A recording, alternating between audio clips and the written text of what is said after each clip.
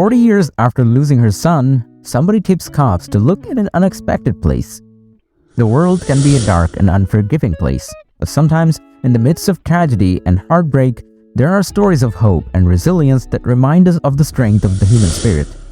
Mary's story is one such tale, a story of a mother's unending love for her child, even in the face of unspeakable loss and devastation. 40 years after losing her son, Mary is now an elderly woman living on the east coast of America. She has 2 other children to take care of and must find a way to make peace with it.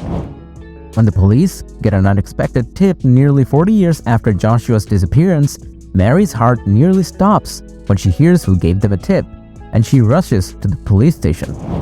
The story that leads up to this big event and change is incredible, as Mary's story starts on the West Coast when she was 18 years old and had just met the love of her life, Peter. Peter was a couple of years Mary's senior and was ready to act on it.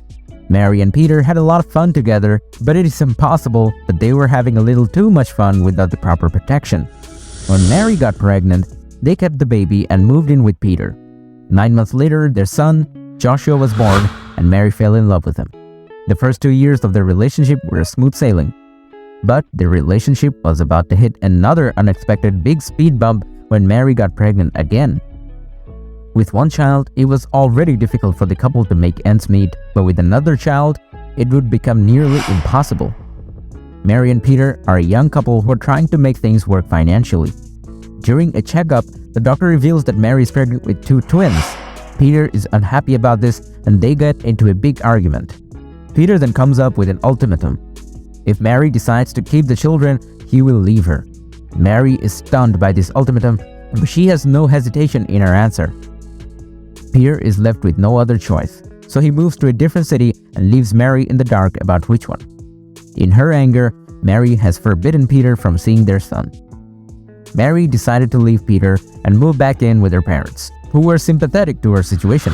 She had a difficult labor period, but the twins were born in good health. Joshua was almost 3 years old and was fascinated by his new siblings.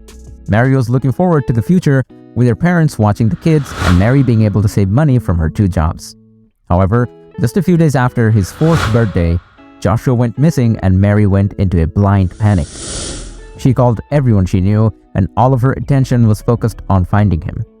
Mary's mother had gotten sick and her father was unable to care for the twins all the time, so Mary had to trust that the police would do their jobs.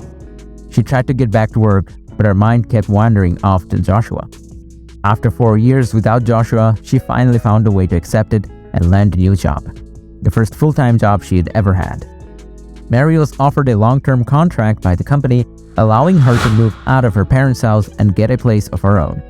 However, the memory of Joshua still haunted her, and she made calls to the police to see if they ever found anything.